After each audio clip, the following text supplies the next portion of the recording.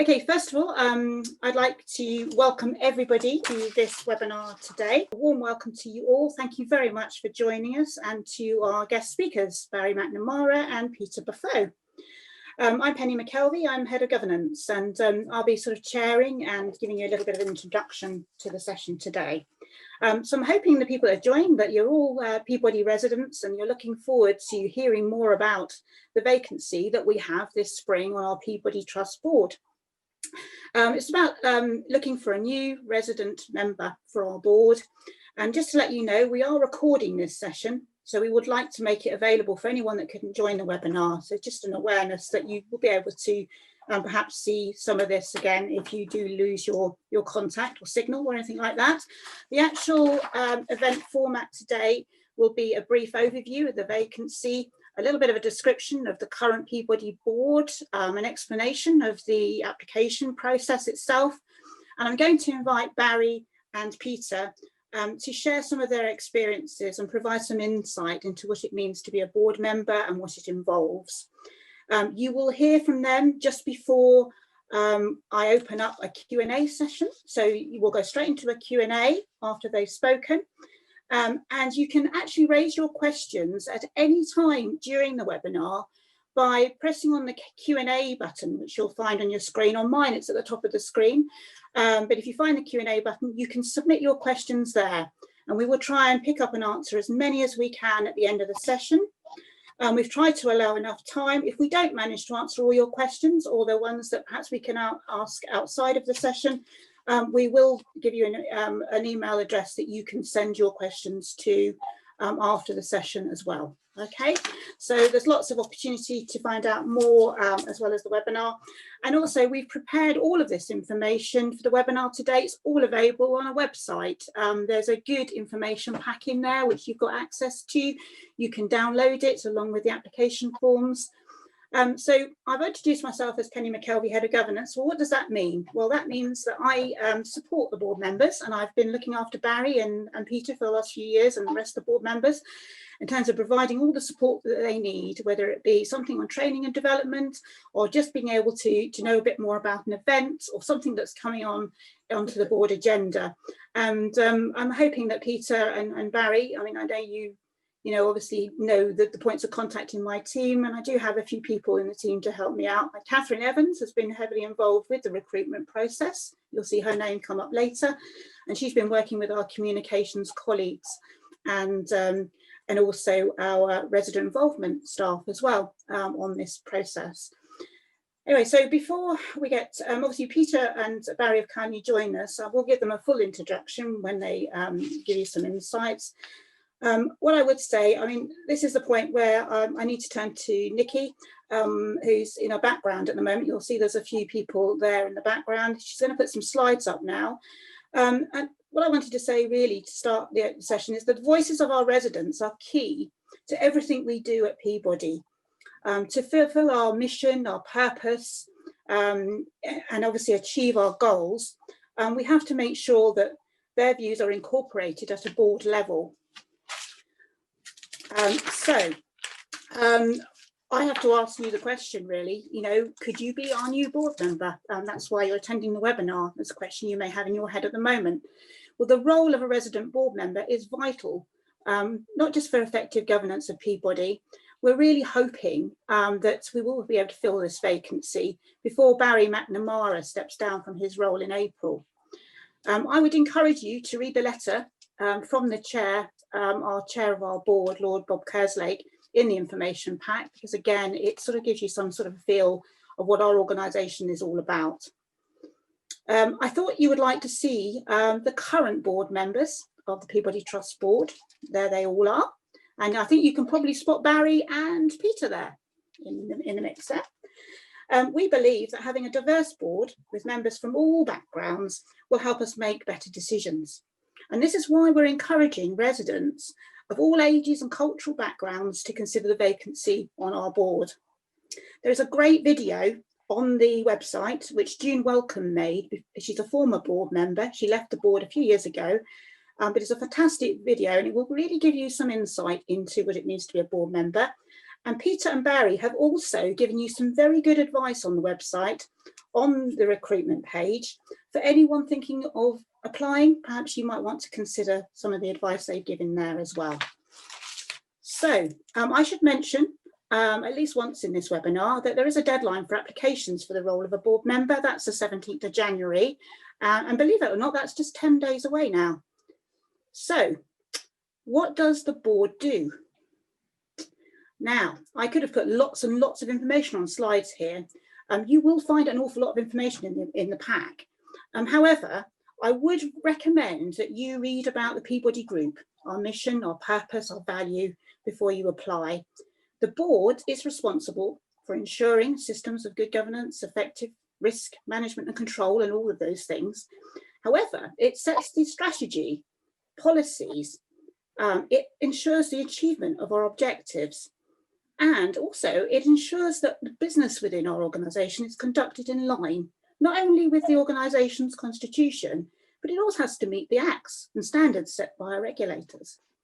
So resident board members have the same roles and responsibilities as all other members. If you want to know more about the skills that you need to be a board member, if you can demonstrate you have the skills that are outlined in the pack, you will certainly be supported to fulfil your role as a board member. And the information packs provides quite a lot of detail around that area. But if you have any questions after this, you can certainly come to Catherine or myself in the governance team. If you're still interested in the vacancy at the end of this session, I ought to say that the next steps would be for you to fully complete all the application forms, which you have to submit online. They should come to us by the 17th of January. The first round of interviews will be held in early February. We're hoping that the second and final round of interviews will take place the week commencing the 22nd of February. We're also hoping that the successful candidate will be able to join the first board meeting available after that, which will be on the 24th of March. And Catherine Evans will also have her address come up later, so you can actually find out a little bit more about that process if you do need to. So now it's for me to introduce Peter and Barry. I'd like obviously to give them plenty of time now to tell you all about the role of a board member. And first of all, I'm going to look to Peter. Hi, Peter. Hello. Peter was appointed as a resident member in 2018, and I took Peter into the boardroom in May 2018, wasn't it, Peter, for the first time? Do you remember that day? Yes, I do. Yeah, and it was an interesting day. It was a good board meeting, I seem to remember, actually, the first one you went to. There was a really good agenda and good discussion going on. Anyway, Peter has been a community development worker for 8 years, and he's a faith and community development officer for the Methodist South London, mission, excuse me, I need to take a sip of water, sorry about that, guys. He's also a member of the British Transport Police Advisory Group and a school governor. He acts as a link governor for disadvantaged pupils. There's a bit more information on our website and actually in our group report as well, if you ever want to have a look at some of the other board members' backgrounds. Barry McNamara, well, I'll introduce you after Peter has shared a few words with you. Thank you, Penny. Yes, I do remember very well the first board meeting I went to. I remember being greeted with a large stack of board papers and feeling at the time quite overwhelmed. However, through the course of the meeting, I was really encouraged and felt very safe because of the conduct of the meeting and the way I was engaged by other board members. I think when I got appointed, the first thing I did was to look up who else is on the board, and it is quite an impressive group of people. And a lowly faith and community development worker like myself that felt a bit overwhelmed and maybe possibly out of my depth. However, having taken part in the first board meeting, it became clear to me quite quickly that I had things to offer, gifts and skills and experiences that were unique and that could be shared in that setting. How I became a board member, by accident. I went to a residents Q&A meeting at the Newington Causeway, Elephant and Castle. And and asked a few questions about things that were concerning me as a resident in a Peabody legacy home, one of the older blocks, a question on sustainability, and a question around the new merger and the opportunities that that gives us to build more social housing. And after that, I was approached by one of the resident involvement officers who told me about the opening for a board member. And so I went through the application process and was successful. There's lots of opportunities to get involved, and I got involved through that route. What's it like being a board member? Well, for me, it's one of the most rewarding things that I'm able to do. It's always been important to me to be present and in my community, local, wherever I can be a voice for people who can't find a voice, and to give a voice so people can speak for themselves. And being on the Peabody board gives me that opportunity. The other thing about being on the board is that I feel a real sense of responsibility, both to other residents, but also to Peabody as an institution and an organisation. A real sense of stewardship that I'm now a member of something that's been around for 130 plus years, over 150 years, sorry. And we want it to be around for another 150 years. So that sense of responsibility and stewardship is something I feel quite keenly. But I think one of the most rewarding things is sitting around a table with really accomplished people, really experienced and really intelligent and knowledgeable people, and being able to learn from them, as well as offer my own unique perspective. So I was going to say young, but every year I get a little bit older, so I'm not as young as I used to be. But I'm a Black British, born to Ghanaian parents, grown up in social housing. I offer a unique perspective that perhaps isn't being captured in other aspects of the board, and being able to offer that, but not only that, also being able to ask what sometimes seems like a silly question about finances or strategy, about development, things that perhaps aren't my natural field of expertise, but asking sometimes a layman's questions can be the difference. And the most important thing for me is being part of an organisation that has an impact beyond just housing and homes. The work of the Peabody Community Foundation is brilliant, as is the work of the Peabody Index, which looks at the wider factors affecting Londoners, particularly those in social housing. And just remembering the length and breadth that Peabody covers, it's not just social housing residents, there are leaseholders, there's commercial properties, there's all sorts of things. And getting a good wide overview of that and understanding how from that you can have a positive impact and influence over the lives of so many people. End. Oh wow, that's a lot. That's a lot of information. So obviously, with Peter having been on the board for a few years now, we've got to know each other. We get to know each other in other settings, not just the boardroom, don't we, Peter? I think you came to the Friends of Peabody event, for example. I think Barry, you've been to a few of those events. So now's my chance to introduce Barry. Now, Barry joined the Peabody board in September 2017. However, Barry was a member of the Family Mosaic board for over 6 years prior to the merger with Peabody.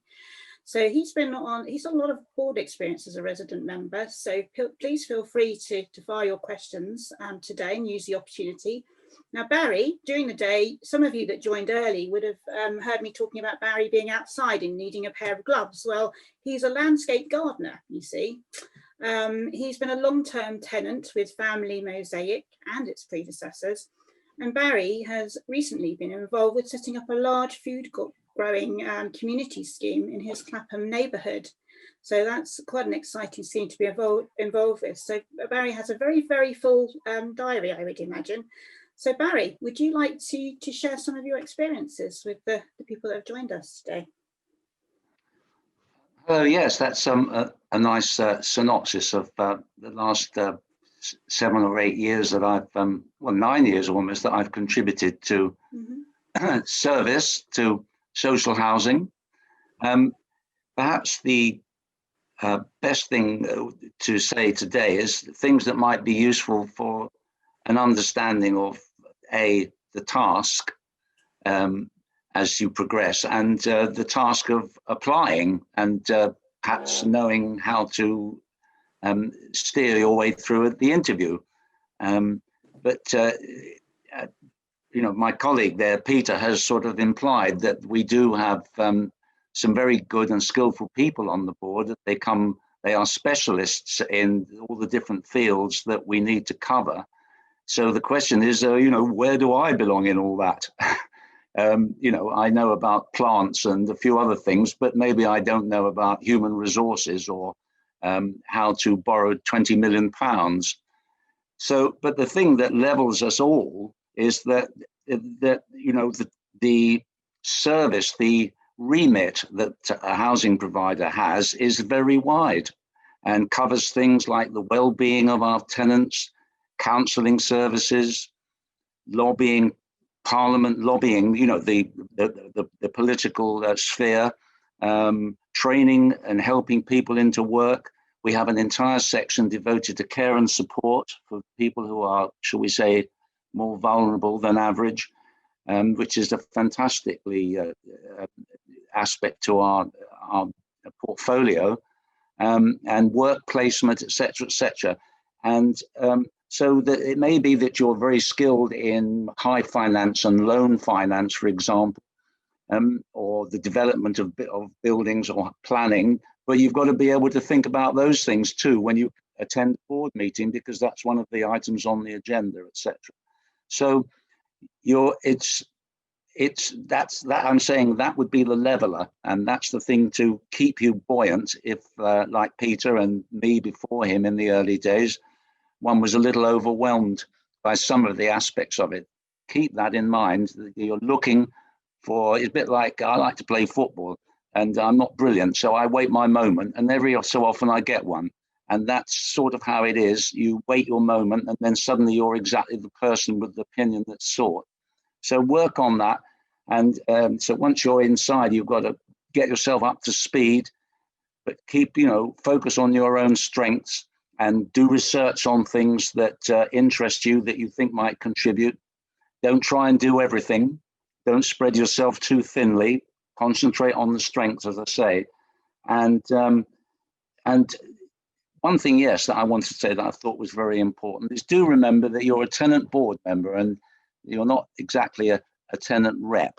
So you're being invited to have an opinion on anything that comes up. If you know what to say, it isn't really that you're passing on messages from your fellow community members in your street or in your block that think that there might be a fast route to, what the Politburo, the inner sanctum, the people in the cockpit of Peabody itself. It isn't like that.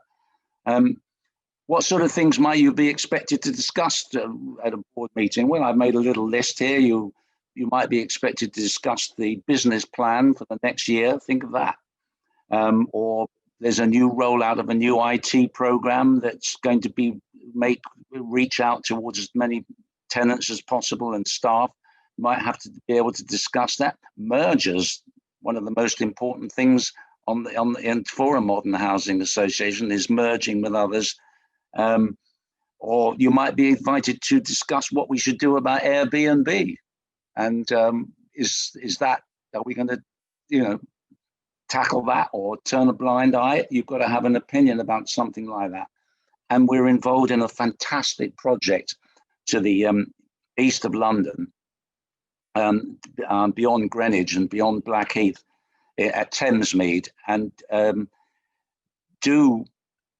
before you go to an interview, do research that and know something about it, because all of us inside Peabody are massively excited about it. And it's a fantastic thing to our profile. So there we are. Time comes to an end. I can feel 5 minutes has gone by. So you're going to work your 3 or 6 or 9 years that you do. You're going to self-improve, and people are going to help you. Peabody, you're going to be offered counselling. You're going to be offered what they call induction services. You're going to be invited to, and you would expect to be invited to seminars about issues that you need to improve on. And you yourself, once you're inside, to visit as much of the Peabody landscape as you can. It's buildings, it's offices, it's actually an architectural interest in the case of Peabody, because some of the buildings are 130 or 140 years old. So I think I've got another 100 things to say, but that wouldn't make me popular. So I hope that's helpful. And just remember that, that, as Peter has said, the staff, the other people on the board are fantastic, and they are all incredibly polite. I've never, all the community things I've ever been involved in, I've never known people be polite before at meetings. So it's bliss, but it's brainy, and you've got to work on that and expect that. Hope that's helpful. That's really helpful. Thank you, Barry. And you're going to have a chance to answer some questions now. So I think some of the things, looking at some of the questions that have come in, I can't believe how many questions we have. So I think some of the things we'll touch on some of the things you've already said, Peter and Barry, but there are a few more interesting ones in there which might give you more chance, Barry, to say a few more words on some of the things you thought about. So I'm going to start firing away. You guys ready? We've got a question here from Brett Service. He's asking, when does the board tend to meet? Well, I can answer very quickly that one before I put it out there. It's about 6 times a week, 6 times a year, and you'd be expected to provide. I mean, obviously, I think, to be honest with you, I think it's just a case of looking in the information pack a little bit more about time that you need to give to Peabody, but usually it's about 2 days a month. Would you say that's fair, Peter and Barry? Yep, Yes. as a basic, yeah. About 2 okay. days. So, I mean, there's a Peter, Barry. I'll go to Peter just first, and then give Barry a chance so he can draw breath after his spiel. We have what we wanted to know was how many people tend to actually apply for the role. Well, about 30 last time when Peter, you were taken on board. I think we had a short list of about 30 to start with. So hopefully that answers that questions. There is obviously another one here which talks about, what time of the day meetings are held. They're in the evening. Somebody asked a question here, Catherine O'Mahony. She was saying, what is the best area of complaints from residents, or biggest area of complaints, sorry, from residents, and how do you ensure that the feedback you receive from complaints and suggestions are incorporated into strategic decision making? Now, obviously, we do have reporting coming through to our board, but from your experience, Peter, what would you say? You obviously had experience in the boardroom on this subject in terms of having some visibility from the resident groups, haven't you? Yes, and we recently, I think 2 board meetings ago, had a report on a deep dive that had been completed by the residents scrutiny panel on complaints and complaints handling. One of my previous jobs was as complaints manager for a primary care trust, and so it's a topic I'm also quite interested in. The biggest area of complaints in terms of volume is usually around repairs and customer services, but there are also complaints and I suppose challenges around things like what's the word I'm looking for? Leaseholder service charges and things like that. So there's always feedback around those things, and we get visibility at board level. And as I say, most recently there was a deep dive which really looked into those complaints. And as a board, we wrestled with it, we discussed it, and it's one of the things that feeds into our annual board strategy day, which takes place usually in July, which is an away day for all the board members, where we discuss in depth different topics to sort of decide the strategy and direction for the future. Okay, that's great. Thanks very much, Peter, for that. I've got a secondary question just quickly for you, Peter, and then I'll turn to Barry because I hope he covered so much of the ground on in his spiel. But I would say to you, someone's asked here, it's a lady called Sabrina Hanley. She's asked whether or not you can provide an example of the feedback you gave on a recent board agenda and how that shaped the outcome. So bear in mind that you've just been part of a subgroup, Peter. I just wondered whether or not you'd like to share something on that. Yeah, that's a really good one. Both Barry and myself were quite vocal. Is that the right word, Barry? It is. We recently had a report to the board on the disposals policy, for example, of how Peabody sells on properties that are too expensive to maintain. And both Barry and myself challenged that. And the chair of the board, as a result of our challenge, created a subgroup to look into it with a bit more detail. And the subgroup met 3 or 4 times before reporting back to the board. And as a result of that, there will be a holistic approach to how disposals are looked at. So taking into consideration the community impact it will have, and it's not just a financial decision. And that's also going to be forming part of the new Customer Services Committee agenda going forward. So that's one example.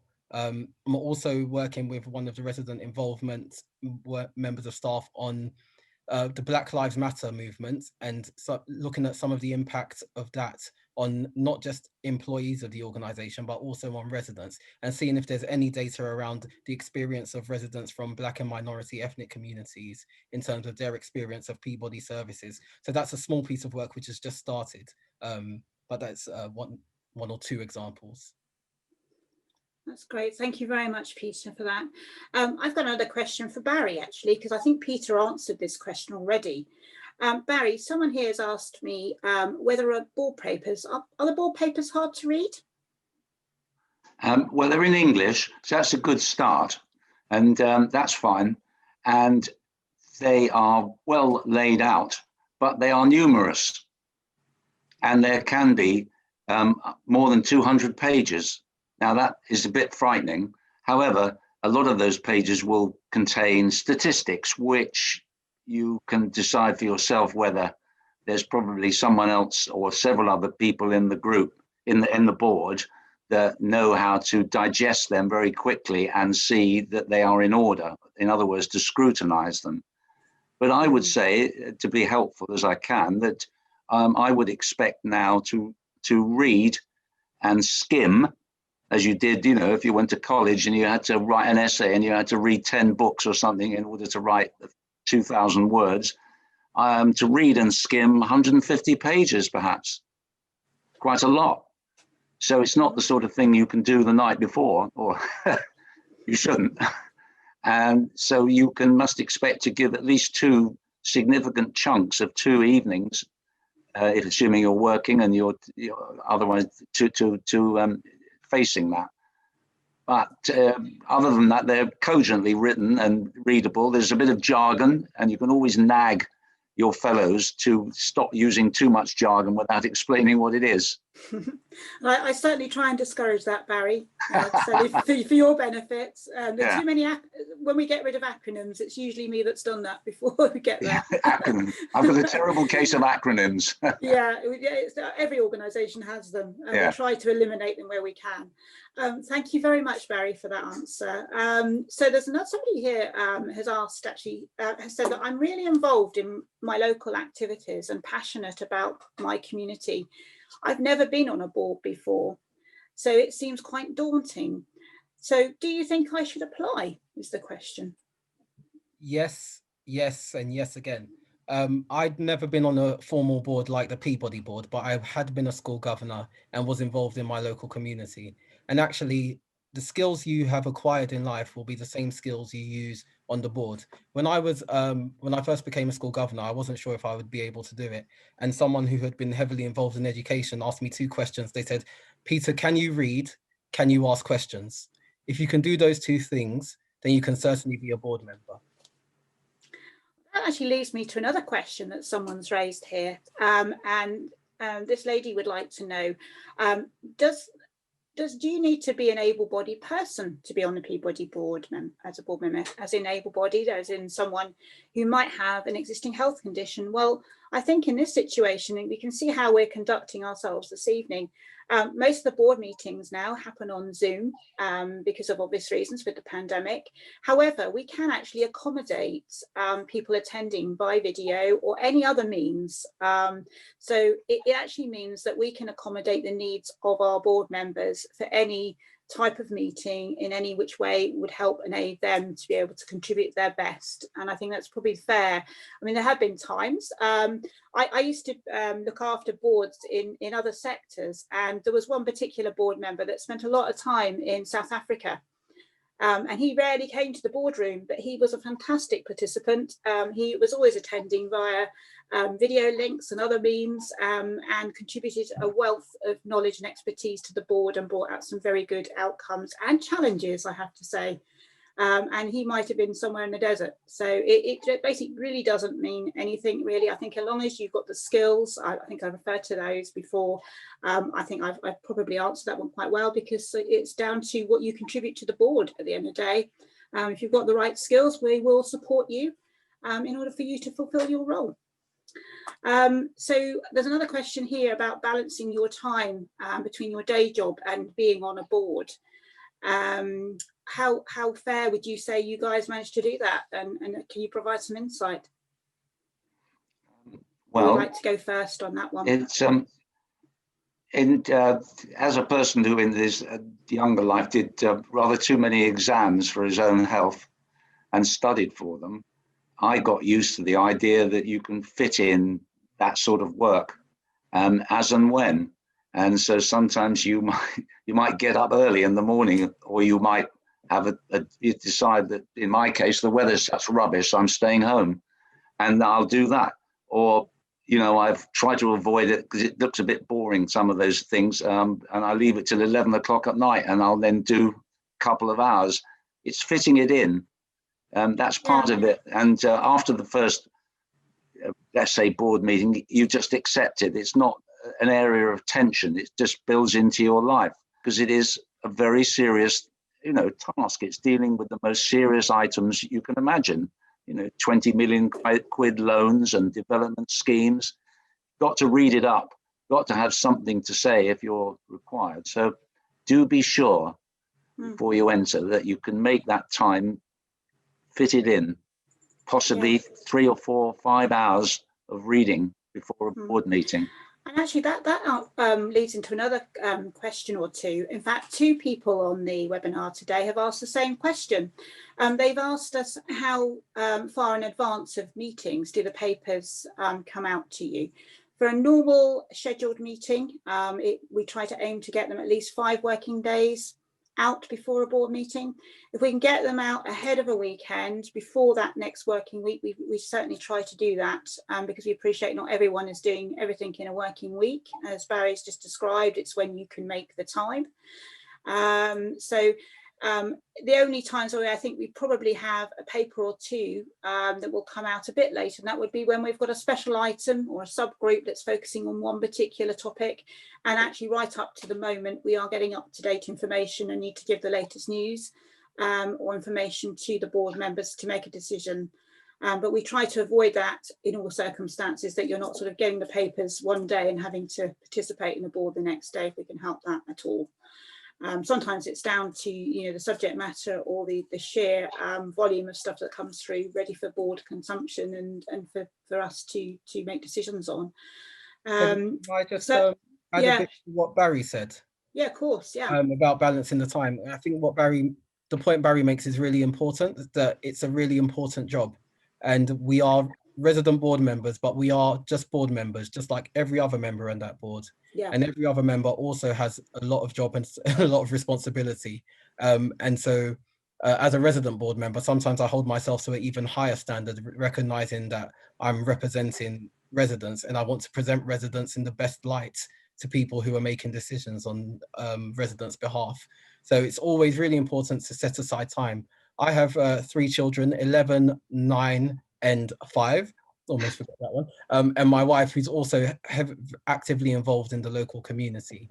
And it's really important to set clear expectations with them, because a lot of the things I'm able to do is only because of them accommodating me. So I'm currently in my son's bedroom while they are all being very quiet in our flat. You hope. It's about being really open, really clear about the expectations that people have of you, and setting aside time to make sure that you can do all the things that are required of you. So it's not easy, but it is possible, very possible, and it's a balancing act. And I also think the organisation Peabody are very accommodating. So there are the board meetings and then there are subgroups, but you won't be asked to do more than you can do. So if you can't be part of a subgroup, there's not an expectation to be part of a subgroup. If you can't do those extra bits, as long as you can be active in the board meetings and read the papers beforehand as a basic, then anything you can do on top of that is really welcome. That's great. Thank you, Peter. That's a really good insight to it. I was going to ask a next question. Somebody's asked here how intensive the training is. I really think it's down to the needs of the board member, really. We talk to you when you come on board, and we kind of highlight the areas. Occasionally, we will do a skills assessment, and if a skills assessment, you know, it's very much an individual thing. It's down to that particular person's needs to be able to help them realise their full potential, to contribute the best they can to the board. So if they needed some additional finance training or needed more insight into one particular area, such as risk or audit work, anything that they don't have experience of, we can make available either the people in-house to spend time with them. We can, you know, use training courses and conferences to build knowledge, but we basically would tailor it to your needs. So we wouldn't force you through an intensive training program. We would talk to you on the outset and discuss what you would like as part of your induction initially, and then we would annually, at the very least, talk to you about other needs that you might have. Penny, can I add to that? Yeah, of course you can. No, when you finish, sorry. No, it's fine. I've come to the end of that. Yeah. Mm-hmm. Okay, I just I have suggested not so long ago that, you see, the thing is the tenant board member is quite likely to, as you know, we've been just talking about it, that how to get up to speed, how, you know, to get induction into the whole process. But board members, all the board members they don't have skills to cover everything. You know, for example, recently we were talking about rent, and it was possibly obvious that quite a lot of people didn't understand all the subtleties and differences of different rent policies that we have, and all the different sort of tenancies and all the different housing acts that that govern these things. And I suggested that it might be that even, you know, the professional members, the non-executive professional members of the board, might be expected to attend to absorb a video of a particular area, and that Peabody should make maybe like 10-minute videos about the various topics, and they can be accessed by members of board. Yeah, so, to be honest, so I think, yeah, I mean, to stop you there, Barry, I think you've got a very good point there, and we've been talking about that actually. We've recently done that recent skills assessment, and I was thinking, well, how can I do that in a sort of pandemic sort of space, perhaps, you know, into the months coming in? You know, how would I get the training to you? And I think that would be a very good idea. So certainly would take that on board. Yeah, I think it's a good way of building knowledge gradually over time, isn't it? Yeah, so I do predict that over time, I must be brief now, sorry, that Peabody will up the game a bit on that, and I think we will, and will present new incoming tenant board members and others with more induction, as it's called, you know, different areas of, you know, how to, you know, read a financial set of figures, how to talk about rent, whatever. Yeah, we'll have to come to you, Barry, when we're building the next induction pack then, won't we, for this candidate? I shall be there, ready with saluting Peabody's. I'll send it to you, Barry. You can give it your critique and your valuable insights. It'd be fantastic. Thank you very much for that. I think people have clocked the time commitments here and wanted to know how long board meetings last. They can last an hour if it's a special topic, but typically the 6 meetings we have a year be 2 to 3 hours. We try to keep the run down no more than that if we can help it. There are some additional meetings beyond the 6 meetings in the year if there are some particular decisions to be made. And also Barry and Peter have, because they spent some time on the board for a while, also sit on some of our board committees, don't you? And contribute to those. Barry sits on a few, and Peter actually has been a member of our Peabody Community Foundation board. We've just recruited a new member for Peabody Community Foundation, Peter, haven't we? Which you were involved with. And so, you know, there's obviously scope to expand and be as involved as little or as much as you like. I would say it would be a personal choice to do that. We wouldn't expect it of you. And I think we're nearing the end now. We're getting to the point where I need to do a little bit of a sort of closing bit, if that's okay. I think I've got just a few minutes left here, so I'm just having a look. Oh, Penny, you've gone on to mute. You've muted yourself, Penny.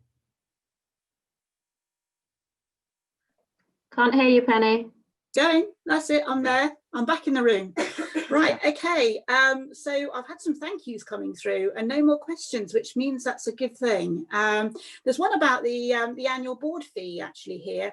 And someone very cheekily says, apart from that, what else do you enjoy as a reward personally from your role on the board? Would one of you quickly answer that one in the minute we've got left or two? For me, it would be, yeah, okay, to answer. Yeah. Go for it. For me, it would be to achieve those things that I've talked about, which is to get bedded in and confident that you're in the team and that they respect, you know, when you do talk and think that you're respected and it contributes. That is enough for me.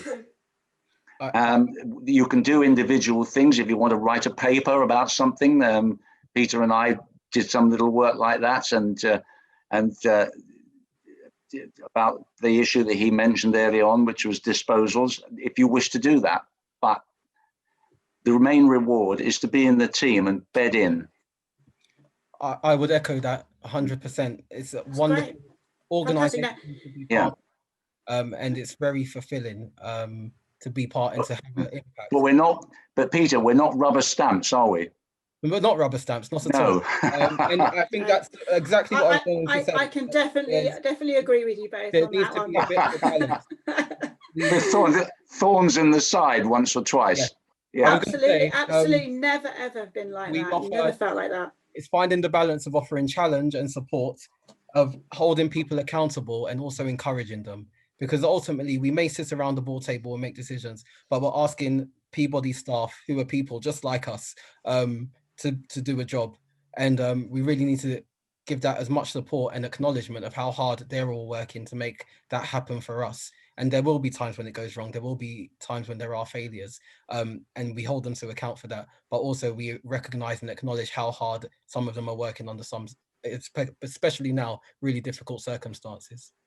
Oh, that's great. Thank you so much, Peter, for that. And Barry. Penny, yes? Penny, I just wanted to say something. Promise you 10 seconds. Okay, go for it. I've got 2 minutes to end the session. Yeah, so 10 seconds, 11 seconds now. Anyone who reaches interview, comes for interview, do have some questions of your own to ask, such as, if I put forward this proposition or that proposition, how seriously will I take? How far will you take it? Will I get decent feedback? What effect will it have? Things like that. That's great. That's brilliant. Okay, so I'm going to round up the session very quickly. Thank you very much to everybody that participated, everyone that joined us today. I hope you all found it very helpful. If you wish to apply, remember that the applications need to be in by the 17th of January. As Peter mentioned earlier, there are lots of other ways you can get involved with Peabody. And I think there's a slide here that our events manager is going to put in. If you don't feel that you want to apply for the role of board member at the moment, these are other ways that you can get involved with Peabody. And I'm hoping you can see at the bottom of that slide there is an email address there. Get involved at peabody.org.uk. If you would like to know more about the groups, resident groups, associations, online groups, regional forums, please get in touch with us because as you've shown such fabulous interest actually, and some lovely comments in the Q&A box here. If you want to continue to be involved with us in other ways, please get in touch with us. Don't worry if you're not going to submit an application. I'm hoping you just found the information useful today. So this remains for me to say goodbye to everyone and good evening. Have good evenings, everybody, and hope I hear from you soon. Thanks, Penny. Everyone. Okay, thank you, everybody. Thank you, Barry. Thank you, Peter. Cheerio, Peter. Thanks for our organisers as well.